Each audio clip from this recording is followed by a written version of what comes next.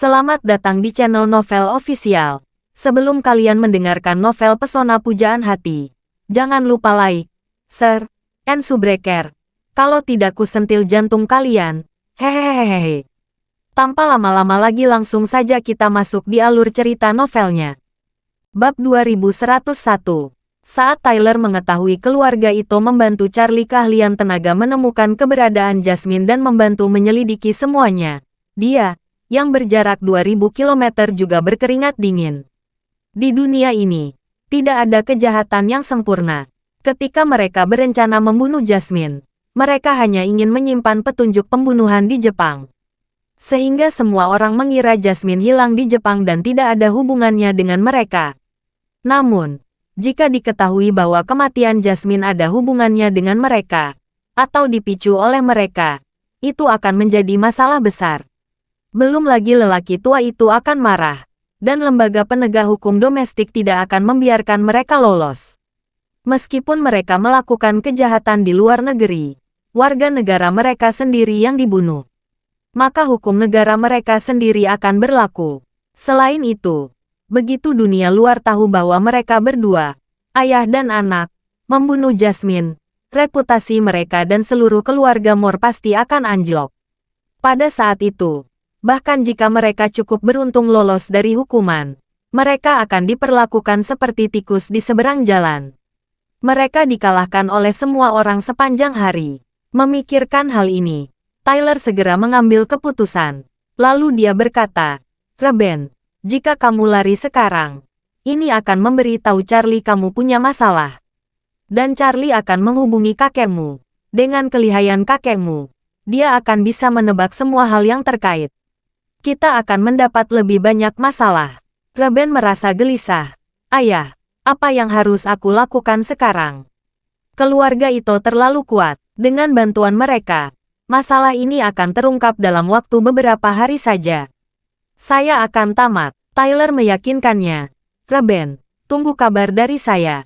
Setelah saya kembali, saya akan mencari kesempatan meminta kakekmu minum obat itu." Setelah mengatakan itu, Tyler mencibir, "Jika orang tua itu berubah menjadi pasien Alzheimer, saya akan segera menelepon agar kamu segera kembali dari Jepang karena penyakit kakekmu yang tiba-tiba. Dengan cara itu, Charlie tidak akan mengirimmu. Kemudian, kami akan menjual semua aset keluarga Moore secepatnya, lalu mengubah semuanya menjadi dolar AS. Sebelum masalah ini benar-benar terungkap, kami akan pindah ke Amerika Serikat atau Kanada dengan uang puluhan miliar dolar." Reben bertanya, "Ayah, berapa lama efek obat itu bekerja setelah orang tua itu meminumnya?" Tyler berkata, "Jika saya meningkatkan dosisnya sedikit, itu akan membutuhkan waktu beberapa jam. Diperkirakan malam ini, dia akan menjadi pasien Alzheimer." Reben sedikit lega, dan berkata, "Kalau begitu, bayangkan aku terbang kembali besok pagi." Tyler bersenandung dan berkata, "Jika semuanya berjalan dengan baik, semua orang akan mengetahui bahwa kakekmu menderita penyakit Alzheimer di pagi hari. Aku akan menyusunnya untuk kembali dengan cepat. Lalu aku akan segera mewarisi posisi kepala keluarga Moore. Kita bisa segera menjual semua aset." Reben bertanya lagi, "Lalu bagaimana dengan paman-pamanku? Mereka juga mengincar warisan. Kita sama sekali tidak mungkin menghadapi mereka." Tyler berkata dengan nada menghina, "Jangan khawatir. Mereka sudah lama menantikan warisan keluarga. Selama ini lelaki tua itu selalu memegang kekuasaan keluarga Moore. Mereka tidak dapat berbuat apa-apa." Kemudian, lelaki tua itu mengangkat Jasmine sebagai kepala keluarga. Mereka tidak berani bicara, namun hati mereka sangat kesal. Bab 2102. Setelah jeda, Tyler melanjutkan, "Kamu tahu gaya Jasmine dalam melakukan sesuatu. Gadis ini tidak terlalu mengejar kualitas hidup. Dia hanya ingin mengembangkan skala bisnis keluarga Moore. Dia menampilkan semua keuntungan yang dihasilkan oleh Moore Group dalam ekspansi baru. Sehingga semua orang tidak puas dan marah karena mereka tidak bisa mendapatkan uang dari keuntungan perusahaan." Mengatakan itu, Tyler mencibir, "Jika saya mewarisi posisi patriark keluarga Moore dan saya akan merekomendasikan untuk membagi aset keluarga. Pamanmu tidak akan menolak." Dan saya akan mengambil bagian yang relatif besar dan memberikan sisa pada mereka. Mereka tidak akan keberatan. Reben bertanya.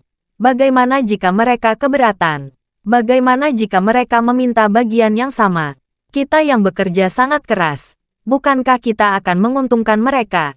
Tyler berkata sambil tersenyum. Jangan khawatir. Saya sudah mempertimbangkan masalah ini. Setelah saya menyingkirkan orang tua itu, saya akan memberi mereka dua pilihan. Pilihan pertama adalah, saya menjadi kepala keluarga. Saya akan seperti Jasmine, mengerahkan seluruh energi saya untuk memperluas wilayah bisnis. Dengan begitu, mereka tidak akan mendapatkan uang dari Moore Group untuk sementara waktu. Saat mereka tidak punya uang, mereka tidak akan bisa mempertahankan kehidupan mewah mereka. Mereka pasti akan merekomendasikannya. Opsi kedua, mereka secara sukarela menyerahkan sebagian sahamnya kepada saya. Dalam hal ini, saya akan menjual seluruh aset keluarga untuk merealisasikannya. Dengan cara ini, mereka bisa mendapatkan uang lebih awal dan bisa menjalani kehidupan yang mereka inginkan. Semua aset Moore Group sekarang bertambah hingga lebih dari 20 miliar dolar AS. Untuk mencari penjualan cepat, seluruh paket dijual seharga 20 miliar dolar AS. Masalahnya tidak besar dan persyaratan saya tidak tinggi. Berapapun uang yang didapat dari hasil penjualan, keluarga kita akan mengambil setengahnya. Sisanya akan dibagi rata dengan paman-pamanmu. Saya yakin mereka tidak akan menolak. Reben berpikir sejenak, dan berkata setuju. Apa yang ayah katakan masuk akal. Pada dasarnya tidak ada perbedaan bagi mereka mendapatkan 3 miliar dolar atau 5 miliar dolar untuk satu orang. Itu jumlah yang sangat banyak. Mereka tidak akan bisa menghabiskan semuanya dalam hidup ini. Tyler menjelaskan dan berkata, dari apa yang saya ketahui tentang mereka, mereka pasti bersedia menjual beberapa saham dan mendapatkan semua uang lebih cepat. Sehingga mereka tidak harus bergantung pada orang lain. Mereka bisa menjadi bos bagi diri mereka sendiri. Reben menghela nafas lega dan berkata sambil tersenyum. Ayah, karena kamu sudah memutuskan, aku akan menunggu kabar baikmu di Jepang. Jika kamu bisa mengatasi orang tua itu, aku akan segera kembali ke China. Setelah saya kembali, mari kita selesaikan masalah tindak lanjut ini sesegera mungkin. Sebelum keluarga Ito mengetahui rahasia di balik pembunuhan Jasmine, kami pindah ke Amerika Serikat. Pada saat itu, bahkan jika mereka mengetahui kita adalah dalang di balik layar, tidak ada yang bisa mereka lakukan pada kita. Tyler juga berkata sambil tersenyum. Itu benar. Kasus besar seperti itu biasanya tidak akan selesai sepenuhnya dalam beberapa bulan. Sedangkan kita tidak membutuhkan banyak waktu. Paling lama 1 minggu. Setelah itu, Tyler penginstal lagi. Reben, satu-satunya hal yang harus kamu waspadai sekarang bukanlah keluarga itu, tetapi Charlie. Orang ini misterius dan licik. Kamu tidak boleh membiarkan dia petunjuk melihat apapun. Kamu sendirian di Jepang. Jika dia menyerangmu, ayah berada jauh di luar jangkauan. Reben buru-buru berkata, Ayah, jangan khawatir. Saya sudah sangat berhati-hati. Di depan Charlie, saya telah melakukan yang terbaik untuk membuat diri saya terlihat lebih alami. Kamar saya dikelilingi oleh orang-orang saya. Kamar saya juga telah diperiksa apakah ada penyadapan. Charlie pasti tidak akan bisa melihat petunjuk apapun. Tyler tertawa. Itu bagus. Itu bagus. Kamu tinggal di hotel saja. Tunggu kabar baik dariku. Bab 2103. Reben merasa lega setelah mengetahui ayahnya sudah menyiapkan serangkaian solusi lengkap. Dia dan ayahnya tidak menginginkan patriark keluarga Moore. Mereka menginginkan sebagian besar aset keluarga Moore. Setelah menyingkirkan Jasmine, mereka dapat mengambil alih seluruh keluarga Moore dengan lancar. Namun jika tujuan ini tidak dapat tercapai, sudah memuaskan jika bisa mendapatkan sebagian besar aset keluarga. Oleh karena itu, Tyler tidak takut pembunuhan Jasmine akan terungkap. Dia hanya takut bila terungkap terlalu dini. Dia perlu memanfaatkan waktu yang berbeda. Dan perbedaan waktu ini cukup baginya untuk menyingkirkan Tuan Moore, menguangkan semua aset keluarga Moore, dan kemudian melarikan diri ke Amerika Serikat. Pertanyaan terbesar sekarang adalah berapa lama perbedaan waktu ini? Charlie dan keluarga Ito saat ini sedang menyelidiki masalah ini. Tyler khawatir akan terungkap terlalu cepat, jadi dia ingin segera mengambil tindakan terhadap Tuan Mor. Cepat selesaikan masalah Tuan Mor, sehingga Reben dapat kembali ke Tiongkok sesegera mungkin. Atau Reben akan tinggal di Jepang, seperti meninggalkan tawanan perang bagi Tyler. Pada zaman dahulu, tawanan perang sering dipertukarkan antara dua negara yang saling bermusuhan atau mengancam.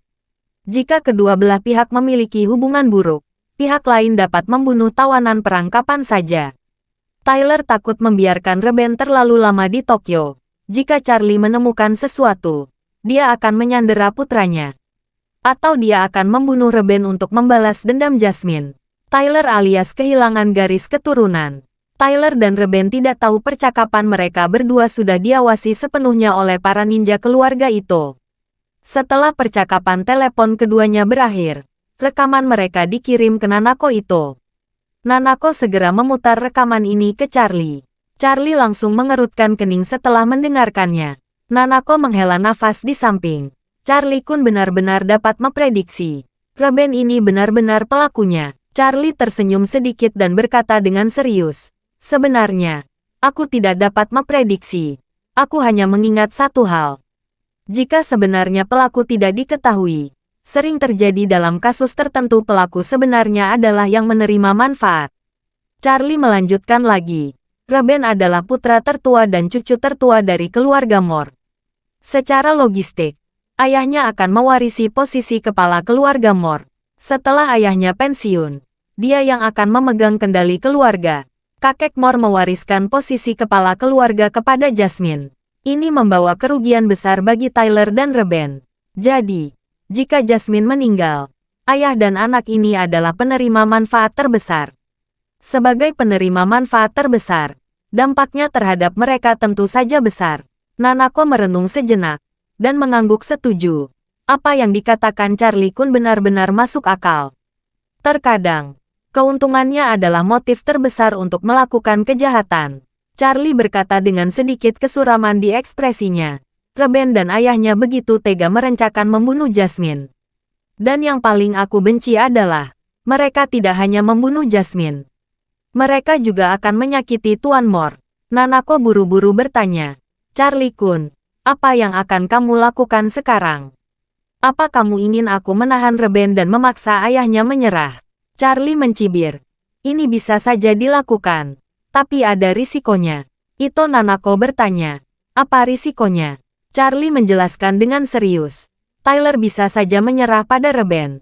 Tapi, bahkan jika aku membunuh Reben, aku tidak mungkin menghentikan Tyler. Bab 2104. Nanako bertanya lagi.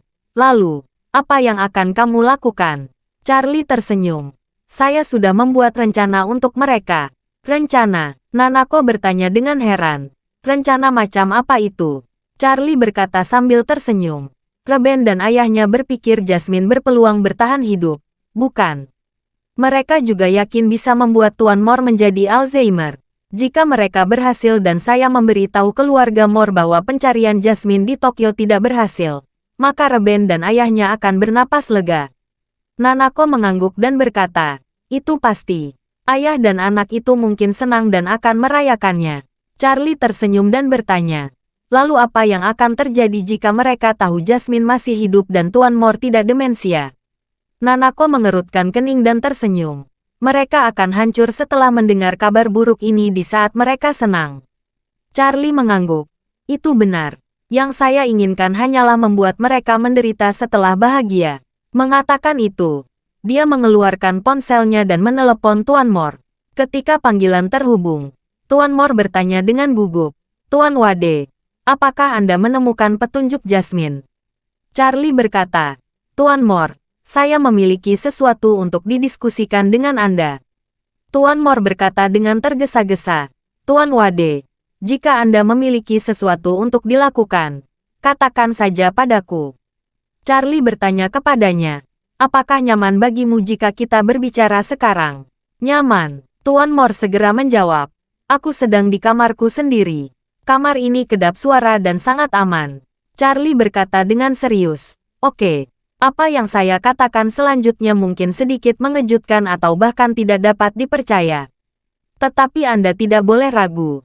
Lakukan apa yang saya katakan. Jika Anda melakukan ketekunan seperti yang saya katakan, Jasmine dapat bertahan hidup. Dan keluarga Moore tidak akan pernah mengalami masalah lagi di masa depan. Ketika Tuan Moore mendengar ini, dia berkata dengan penuh semangat, Tuan Wade, apapun yang kamu katakan padaku, aku akan patuh. Charlie berkata dengan ringan, saya ingin Anda mengeluarkan pil peremajaan yang saya berikan kepada Jasmine. Ambil 1/5 dosis dengan pisau, rendam dalam air dan minum. Tuan Moore terkejut dan berkata, Tuan Wade, mengapa Anda ingin saya meminum pil peremajaan? Dan itu 1/5 bagian. Untuk apa? Charlie muncul dan berkata, 1/5 pil peremajaan setidaknya bisa menjamin Anda akan aman dari semua racun dalam 2 hari ke depan. Tuan Moore bahkan lebih terkejut. Tuan Wade, apa maksudmu? Apa ada seseorang yang ingin meracuniku? Charlie berkata dengan sangat belak-belakan. Tuan Moore, mulai sekarang Anda harus selalu mewaspadai putra sulung Anda Tyler. Sejauh yang saya tahu, dia kemungkinan akan menggunakan semacam obat penghancur saraf untuk menghancurkan otak Anda. Jadi, Anda bisa minum 1/5 pil peremajaan terlebih dahulu. Setelah Anda bertemu dengannya, Anda harus makan apapun yang dia berikan. Anda harus minum apapun yang dia berikan. Setelah itu, Anda berpura-pura tidak ingat semuanya dan tidak tahu apa-apa. Charlie berkata lagi, singkatnya, Anda harus berakting menjadi pasien Alzheimer di depan Tyler. Tuan Moore merasa ngeri. Anda, Tuan Wade, maksudnya, Tyler, dia ingin menyakitiku.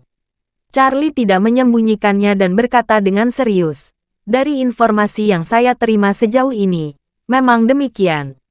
Jadi Anda harus berhati-hati dan melihat obat apa yang akan dia berikan pada Anda. Bab 2105, Aurus Hill, Keluarga Moore. Begitu Tyler kembali, dia berpura-pura gelisah saat berbicara dengan Tuan Moore. Dia mengajukan pertanyaan. Wajahnya penuh perhatian pada Jasmine.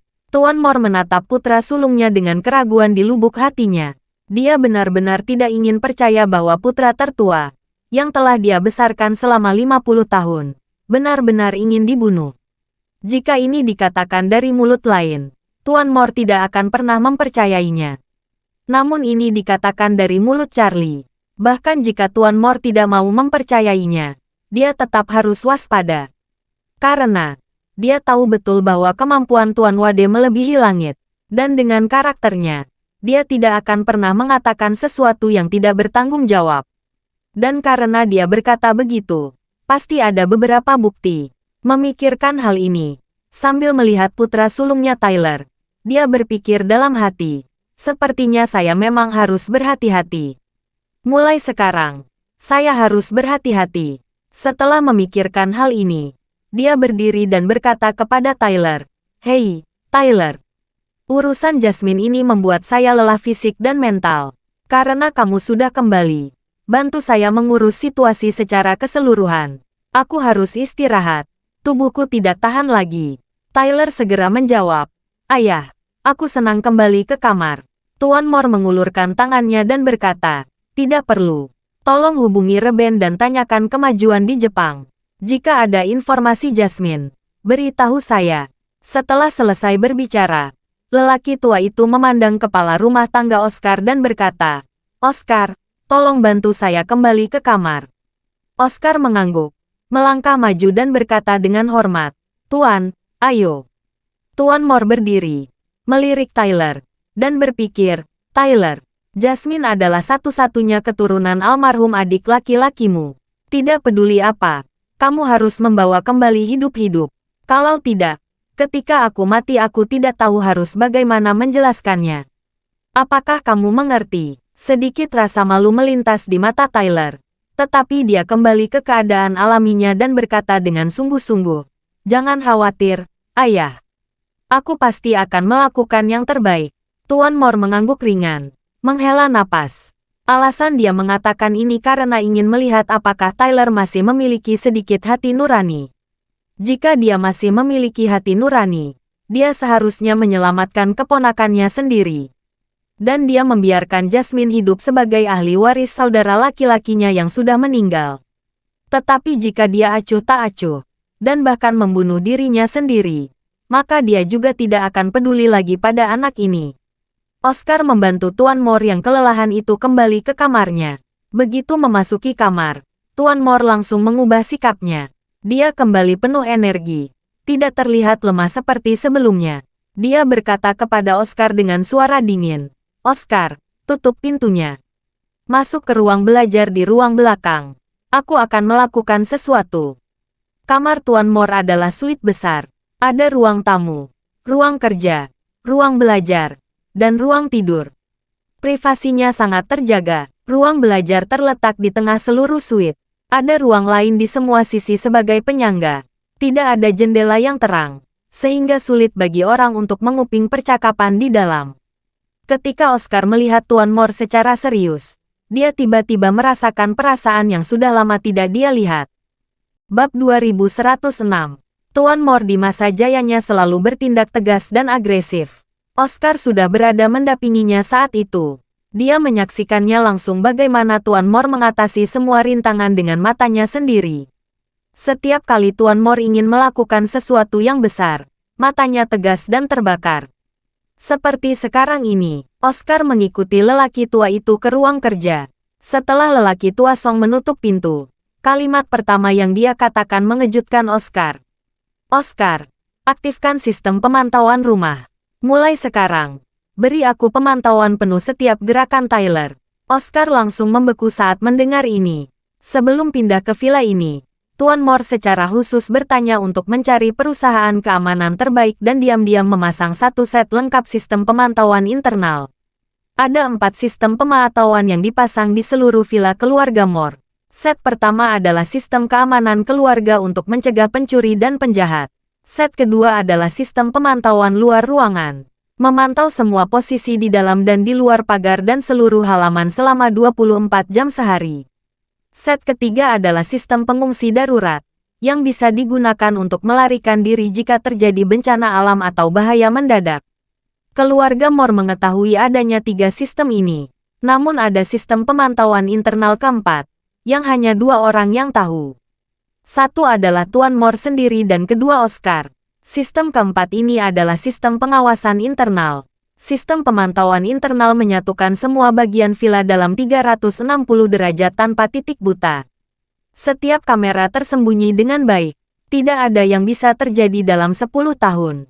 Kamera ini dilengkapi mikrofon super sensitif yang dapat dengan jelas menangkap suara di setiap ruangan. Alasan Tuan Moore menginstal sistem ini bukan karena dia ingin menggabungkan, tetapi karena dia telah melihat banyak pertikaian di keluarga kaya lainnya.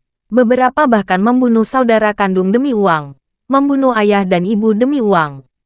Hanya untuk keuntungan, melakukan segala cara. Oleh karena itu, Tuan Moore, yang memiliki rasa cemas yang kuat, khawatir hal seperti itu akan terjadi dalam keluarga Moore. Jadi dia secara khusus memasang sistem pemantauan internal ini, untuk menyatukan secara menyeluruh. Sehingga dia bisa mendapatkan wawasan pihak lain sesegera mungkin ketika seseorang melakukan konspirasi.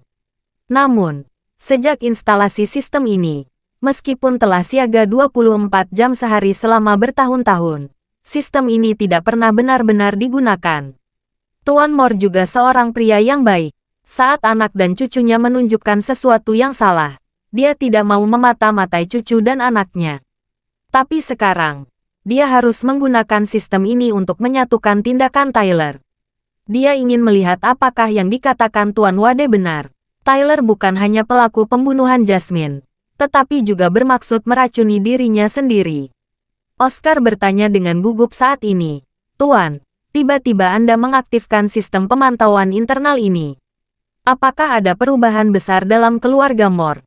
Tuan Moore mengangguk dengan sungguh-sungguh. "Oscar, kita telah berteman selama bertahun-tahun. Kamu orang yang paling saya percaya jika ada masalah dalam keluarga ini. Aku tidak akan bersembunyi darimu." Sebelum Tyler kembali, Tuan Wade baru meneleponku. Dia mengungkapkan bahwa Tyler dan Reben telah menyakiti Jasmine. Ayah dan anak ini juga ingin membiusku agar aku menderita Alzheimer. "Apa?" Oscar tercengang. Ini, Tuan, Anda tidak bercanda. Tuan Mor berkata dengan serius. Bagaimana ini bisa menjadi lelucon? Jika Tuan Wade tidak memberitahu saya tidak akan percaya.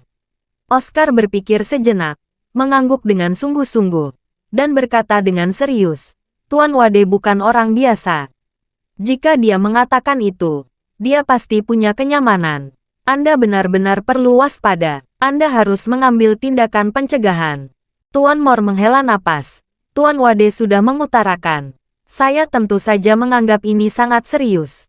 Saya harus mengaktifkan sistem pemantauan internal untuk melihat apa yang dilakukan dan dikatakan Tyler di belakang saya. Bab 2107. Menjadikan sebuah keluarga besar sama beratnya dengan menjalankan sebuah negara. Dalam sebuah keluarga besar, banyak terjadi konflik. Bisa dibilang sama bertahan dengan konflik di antara para pangeran yang tercatat dalam buku-buku sejarah. Pada zaman kuno, seorang pangeran tidak ragu membunuh saudara kandungnya dan bahkan ayah kandungnya demi tahta. Dan hal seperti ini tidak jarang terjadi di masyarakat modern saat ini. Terutama di dalam keluarga besar dengan aset di atas 100 juta. Meskipun putra-putra keluarga Mor terlihat sangat bersatu dan harmonis, Tuan Mor telah bersiap menghadapi hal terburuk. Saat ini, sistem pemantauan internal yang dia siapkan menjadi sangat berguna. Oscar segera datang ke rak buku dan menekan sebuah tombol tersembunyi. Setelah itu, rak buku perlahan bergerak ke kiri, menampilkan layar besar yang tertanam di dinding. Oscar segera menyalakan monitor, lalu berkata kepada Tuan Mor, Tuan, mohon verifikasi. Tuan Mor mengangguk, dia mengeluarkan ponselnya, dan membuka perangkat lunak yang tidak mencolok di ponselnya. Perangkat lunak ini adalah pintu masuk ke rangkaian sistem pemantauan internal ini. Untuk membuka perangkat lunak, dia harus melalui otentikasi 3 faktor. Sama seperti perangkat lunak perbankan. Otentikasi 3 faktor ini berupa pengenalan wajah, kata sandi, dan kode verifikasi ponsel real-time. Jika salah satunya salah, perangkat lunak tidak dapat diaktifkan. Setelah Tuan Mor berhasil mengaktifkan sistem, monitor di dinding langsung berubah menjadi gambar dengan grid kecil sebanyak 210 kotak. Gambar-gambar dalam 210 kotak kecil ini berasal dari 210 kamera pada posisi yang berbeda. Tuan Mor memilih 4, dan 210 gambar di layar berganti menjadi 4 kotak gambar yang dia pilih. Area keempat gambar ini jauh lebih besar. Semua yang ada di gambar dapat dilihat dengan jelas. 4 gambar yang dipilih Tuan Mor adalah kamar tidur Tyler, ruang kerja Tyler, ruang tamu Tyler, dan gym. Pada saat ini, Tyler baru saja kembali ke kamarnya. Terlihat dalam gambar, dia melewati ruang tamu, datang ke kamar tidur. Dia langsung berbaring di tempat tidur besar yang lembut dan nyaman. Begitu Tuan Mor melihat ekspresi saat berbaring di tempat tidur, dia langsung percaya pada apa yang Charlie katakan. Bukannya dia tidak percaya pada Charlie sebelumnya, tapi dia masih menyimpan rahasia harapan di hatinya. Tetapi pada saat ini, ketika melihat Tyler berbaring di tempat tidur dengan kaki disilangkan dengan wajah penuh kegembiraan, dia tahu bahwa pasti ada yang salah dengan Tyler. Tyler seharusnya tidak memiliki ekspresi seperti itu, terutama saat keponakannya tidak diketahui nasibnya, hidup atau mati di negara asing. Tuan Mor menunjuk Tyler di layar, dan berkata dengan tajam kepada Oscar, lihat binatang buas ini, Oscar. Dia tadi sangat cemas dan sedih saat berada di hadapanku. Sekarang lihat, ekspresi wajahnya adalah cerminan jantung yang sebenarnya. Dia bahagia, dia sangat bahagia. Oscar mengangguk dan menghela nafas. Sepertinya apa yang dikatakan Tuan Wade benar. Memang ada yang tidak beres dengan Tuan Muda tertua. Setelah itu, dia berkata, Tuan, sistem pemantauan internal ini bisa membuktikan kebohongan mereka. Anda juga bisa mengumpulkan bukti kejahatan mereka. Anda benar-benar berpikir ke depan. Tuan Mor menghela napas. Leluhur mengatakan, seseorang yang lahir dalam kesulitan akan hidup dan mati dalam damai. Jika seseorang manusia tidak memiliki rasa tertekan, apa bedanya dia dengan hewan yang menunggu untuk disembelih? Kesusahan yang muncul sepanjang waktu akan membuat orang bisa bertahan dalam masyarakat yang jahat. Setelah itu, dia berkata dengan sakit hati, tapi, Aku benar-benar tidak menyangka. Kekhawatiranku akan menjadi kenyataan. Pada saat ini, suara dering datang dari layar. Itu adalah panggilan telepon Tyler. Bab 2108. Sambil berbaring di tempat tidur, Tyler mengangkat telepon dan berkata sambil tersenyum. "Reben, aku sudah pulang." "Ya, jangan khawatir." Lelaki tua itu tidak curiga. Dia merasa tidak enak badannya. Dia beristirahat di kamarnya. Pada saat ini, mikrofon pengarah dengan sensitivitas tinggi juga menangkap suara Reben di telepon. Reben bertanya, "Ayah, kapan kamu akan membius orang tua itu?" Tyler berkata sambil tersenyum. "Jangan khawatir. Saat ini belum tepat. Saya baru saja meminta Koki memasak menyiapkan sarang burung untuk kakekmu. Saya akan mengambilnya nanti. Dan menambahkan obatnya. Nanti saya akan membawanya ke dalam ruangan. Saya akan melihat langsung dia meminumnya." Reben lagi. "Ayah, berapa lama obat ini akan bekerja?" Tyler berkata, "Waktunya tidak banyak. Saya akan memberikan dosis yang lebih banyak. Ini akan bekerja dalam 1 atau 2 jam setelah dia meminumnya." Reben berkata dengan penuh semangat, "Itu bagus. Ketika orang tua itu mengalami demensia, dia tidak akan lagi bisa memberi perintah apapun terkait keluarga Moore." Tyler muncul dan berkata, "Reben, malam ini kamu harus beristirahat cukup. Jika Charlie memberi perintah, kamu ikuti saja apa yang dia perintahkan. Jangan sampai dia meremehkanmu. Setelah orang tua yang mengalami demensia, saya akan menelepon kamu lagi. Setelah itu, kamu bisa terbang kembali ke Aurus Hill." Reben berkata dengan penuh semangat, "Oke ayah, aku akan menunggu kabar darimu." Ketika Tuan Moore mendengar ini, dia tiba-tiba merasakan ledakan kemarahan. Ternyata benar, bajingan ini ingin menyakitiku. Aku ayah kandungnya. Sekarang dia ingin meracuniku demi mendapatkan harta. Ketika Tuan Moore mengatakan ini, dia sudah gemetar karena marah. Dia berdiri, menunjuk Tyler di layar, dan meraung marah. "Saya, Jonathan Moore, tidak pernah melakukan sesuatu yang melawan hati nurani dalam hidup saya. Saya tidak pernah membayangkan kakak kandungku lahir menjadi binatang buas seperti itu.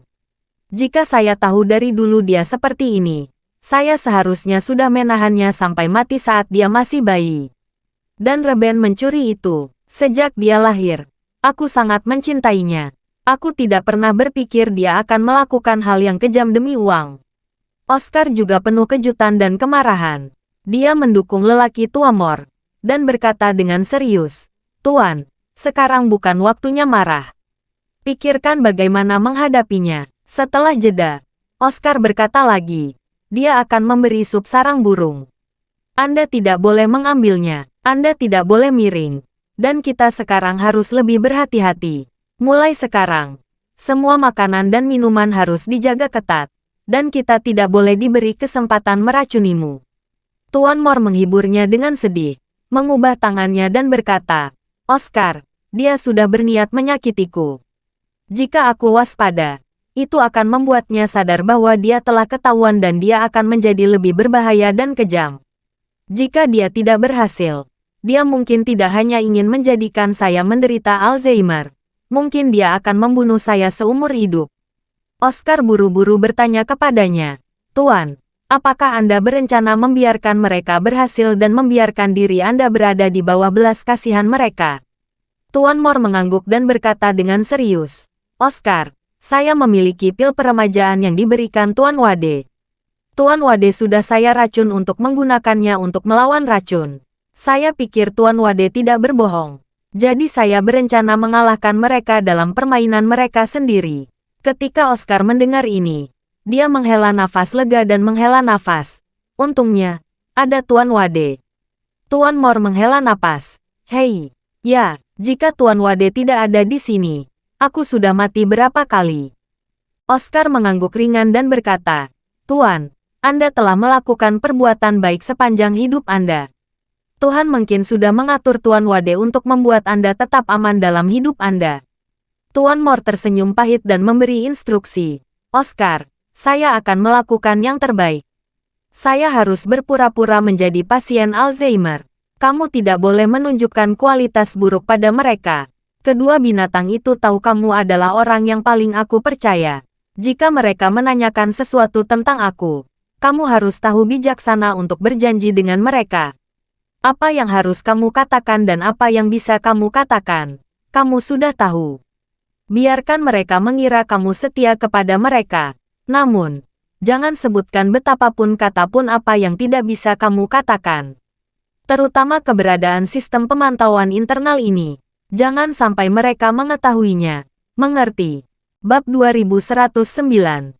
Oscar mengangguk tanpa ragu saat mendengar penjelasan Tuan Moore. Tuan, jangan khawatir. Saya akan mengingat apa yang Anda jelaskan. Baru pada saat itulah Tuan Moore merasa lega. Segera, dia mengulurkan tangannya dengan lemah dan berkata, Oscar, aku sedikit lelah.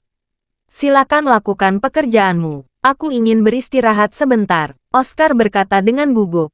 Tuan, saya akan berjaga di ruang tamu jika Anda beristirahat di kamar tidur. Saya benar-benar khawatir. Tuan Moore tersenyum pahit dan bertanya kepadanya. Apakah kamu takut kamu tidak akan berada di dekatku saat mereka memberiku obat? Ya, mata Oscar merah. Dan dia berkata dengan sangat serius. Tuan Wade memang sangat kuat.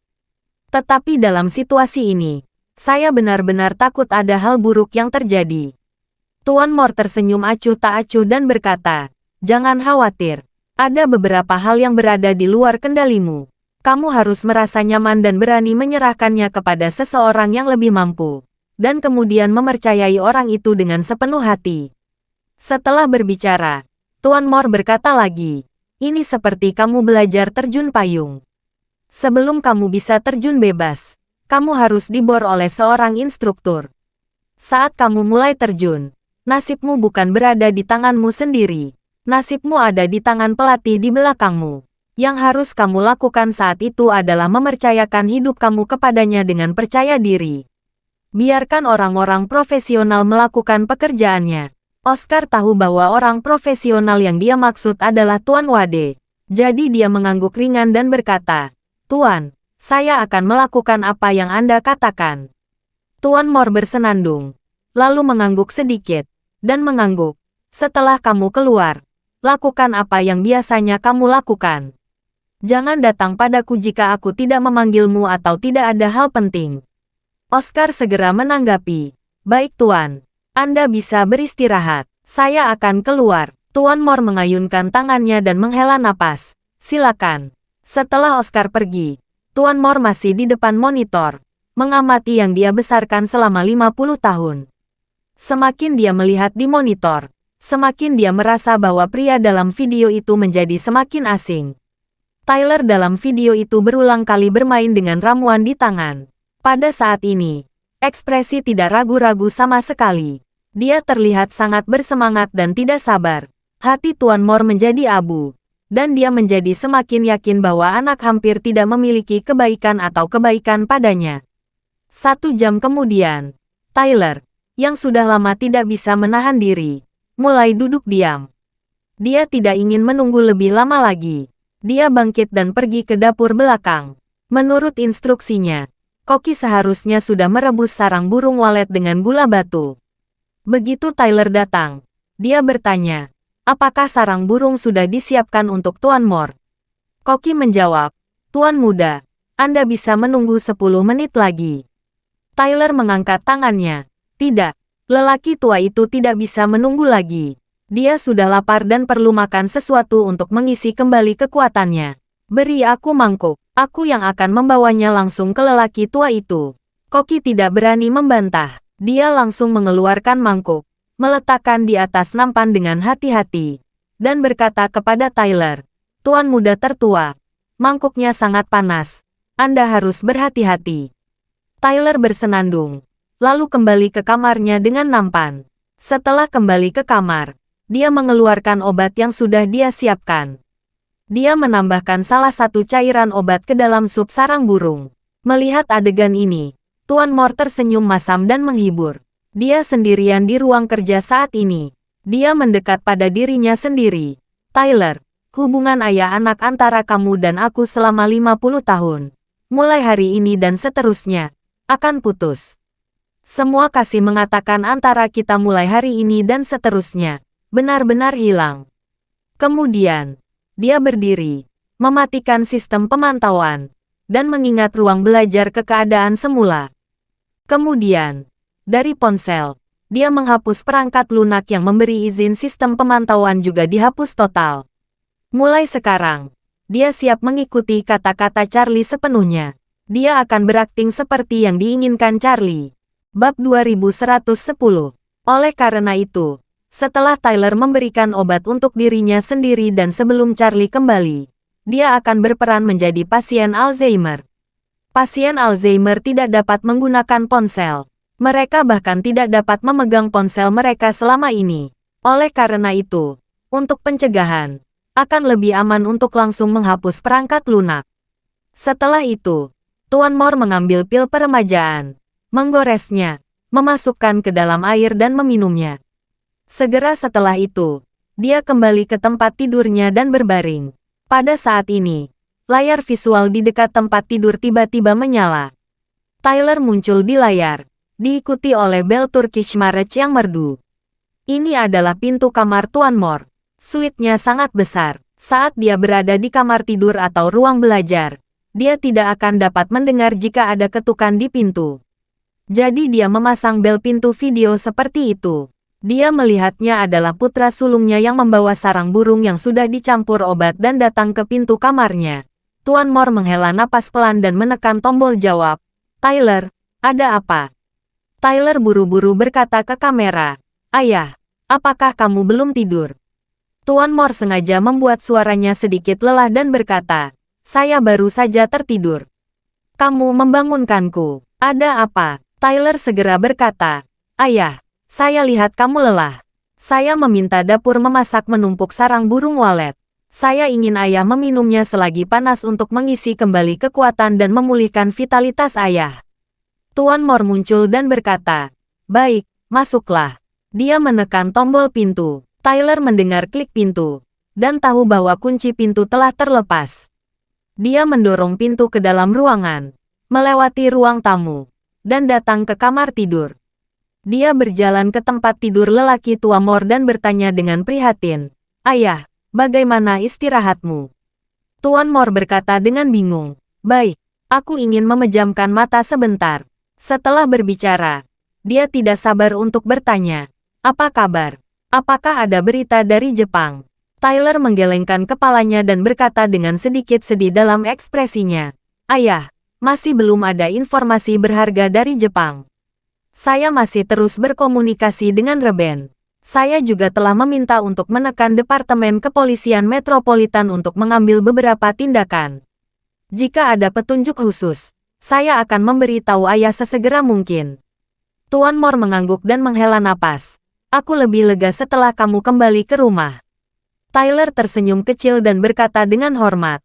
Ayah, dompet sarang burung dengan gula batu sangat cocok untuk mengisi kembali energi dan darah. Kamu bisa meminumnya selagi panas. Jejak kesedihan melintas di mata Tuan Mor.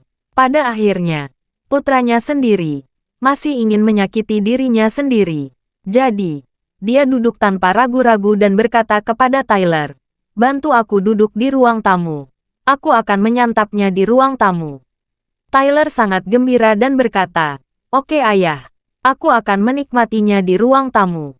Tyler membantu lelaki tua itu ke ruang tamu dan meminta lelaki tua itu untuk duduk di sofa. Lalu dia menyerahkan dompet sarang burung dengan gula batu dan berkata dengan hormat, Ayah, minumlah selagi panas. Tanpa ragu, Tuan Mor mengangguk. Dia mengambil mangkuk berisi sarang burung walet, menyesapnya, dan berkata dengan kagum, rasanya enak, kamu baik sekali. Tyler melihat semuanya berjalan begitu lancar. Dia tidak bisa menahan kegembiraan dan berkata sambil tersenyum, Ayah, kamu terlalu sopan padaku. Bukankah itu yang harus aku lakukan? Apa yang harus dilakukan? Pak Tua Song tersenyum dan mengangguk dengan sungguh-sungguh. Dia menyampaikan kesedihan di hatinya dan menghela napas dengan tulus. Oh, itu benar. Itu harus dilakukan. Memang harus dilakukan. Aku, Jonathan More, telah membesarkan anak yang baik. Hahaha. Terima kasih sudah mendengarkan cerita novel Pesona Pujaan Hati. Sampai jumpa di novel selanjutnya.